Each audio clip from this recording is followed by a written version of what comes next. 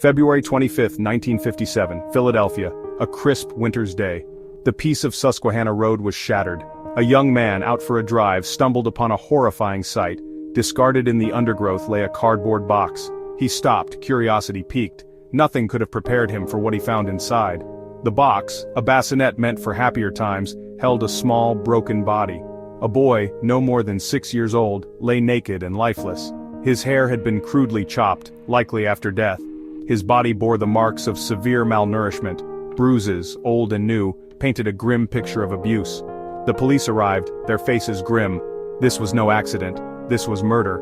The boy, given the name America's Unknown Child, became known as the boy in the box. The investigation began immediately. Hundreds of leads were followed, thousands of flyers distributed, yet the boy's identity remained a mystery. Who was this child and who could commit such a heinous act? Every detail of the case was scrutinized, every piece of evidence a potential key to unlocking the mystery. The bassinet box, traced back to a JCPenney store, offered a frustratingly wide net of possibilities. The boy's neatly mended clothes hinted at someone who cared, yet his physical state spoke of brutal neglect. Examinations revealed the boy's age, somewhere between 4 and 6 years old. He was physically small, likely due to prolonged malnourishment. The coroner's report was chilling. Death was attributed to blunt force trauma, likely multiple blows to the head. The police worked tirelessly. They released post-mortem photographs of the boy, hoping someone would recognize him. They even went so far as to dress the boy in clothes and photograph him, attempting to recreate what he might have looked like in life. Despite their efforts, the boy's identity remained elusive. The case grew cold, the files gathering dust, but the memory of the boy in the box continued to haunt the city of Philadelphia. As months turned into years, the mystery deepened. Theories ranging from plausible to outlandish began to circulate. Some whispered about a family tragedy, a crime of passion gone horribly wrong. Others pointed to the city's underbelly, speculating about organized crime or a possible ritualistic killing. Each theory had its supporters and detractors. Psychics offered their visions, while armchair detectives pored over every detail of the case. The lack of concrete evidence only fueled the speculation. The boy in the box became a tragic enigma, a symbol of lost innocence and the city's inability to protect its own. Despite the passage of time, the Philadelphia Police Department refused to give up. Detectives, both new and old, revisited the case files, hoping that a fresh perspective might uncover a missed clue. They interviewed and re-interviewed witnesses, chasing down every lead, no matter how small. The case, however, remained cold. The boy in the box seemed destined to remain nameless, his story a chilling reminder of the darkness that can lurk beneath the surface of even the most ordinary places. One theory, more persistent than the others, was that of illegal adoption. The boy's neatly mended clothes, his well-groomed appearance despite the obvious signs of abuse, suggested a complex backstory.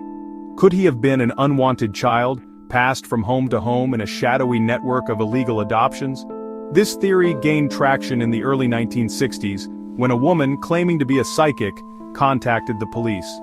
She claimed to have had a vision of a foster home, filled with neglected children. She described a woman, stern and uncaring, who she believed was responsible for the boy's death. The police, desperate for a break in the case, followed up on the psychic's tip. They located the foster home, but their investigation proved fruitless. The woman who ran the home was cleared of any involvement and the trail went cold once more. Despite this setback, the illegal adoption theory continued to hold sway.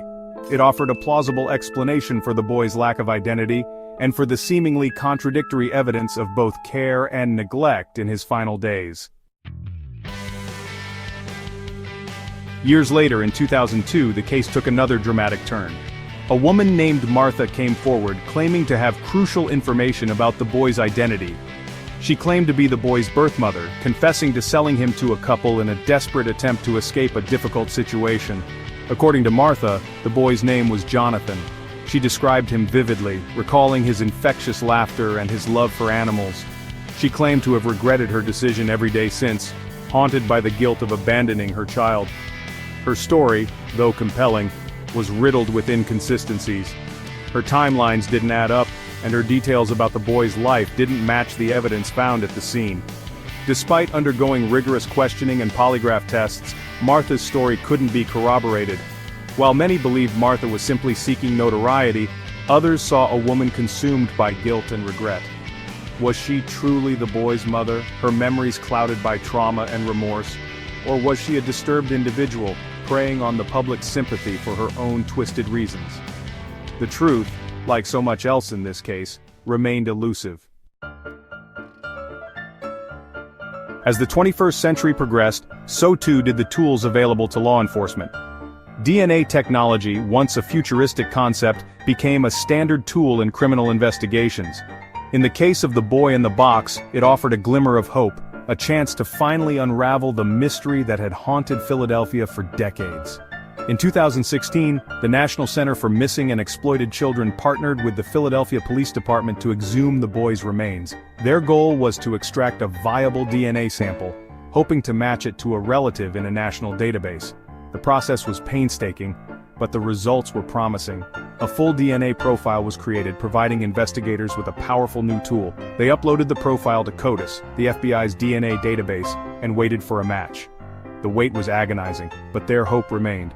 Could this be the breakthrough they had been waiting for? Could this finally be the key to giving the boy in the box back his name? The breakthrough came in 2022. After years of tireless work and unwavering determination, investigators announced that they had finally identified the boy in the box. His name was Joseph Augustus Zarelli, born in 1953. Through painstaking genealogical research, investigators traced Joseph's DNA to relatives on his maternal side. They uncovered birth records, piecing together the story of a child born into difficult circumstances. While the details of Joseph's short life remained shrouded in mystery, the discovery of his identity marked a pivotal moment in the case. The news of Joseph's identification reverberated throughout Philadelphia and beyond.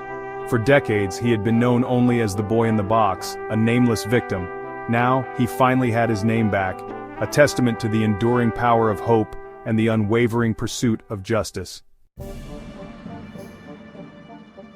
While the identification of Joseph Augustus Zarelli brought a sense of closure, it also opened up a Pandora's box of unanswered questions. Who were Joseph's parents? What were the circumstances surrounding his short life and tragic death? And most importantly, who was responsible for his murder? Investigators are now focusing their efforts on tracking down Joseph's paternal relatives, hoping to shed light on his father's identity and any potential connections to his murder. They are also re-examining old leads, looking for any information that might have been overlooked in the past. The investigation into Joseph's death is far from over. Despite the passage of time, investigators remain committed to finding justice for Joseph. They are determined to uncover the truth about his life and death, to hold those responsible accountable for their actions, and to finally bring peace to the memory of the boy who captured the heart of a nation. The story of Joseph Augustus Zarelli is a tragic one, a stark reminder of the vulnerability of innocence and the devastating consequences of abuse and neglect. Yet, it is also a story of hope, determination, and the unwavering pursuit of justice. For over 6 decades, the case of the boy in the box captivated and haunted the world. It stood as a chilling reminder of the cases that remain unsolved, the victims who remain nameless. But it also ignited a firestorm of determination, a refusal to let Joseph's story be forgotten. The identification of Joseph Augustus Zarelli, while bittersweet, serves as a testament to the power of perseverance. It is a beacon of hope for other families of missing and unidentified children, a reminder that even after decades, answers can be found. And it is a powerful reminder that every child deserves a name, an identity, and a chance at justice.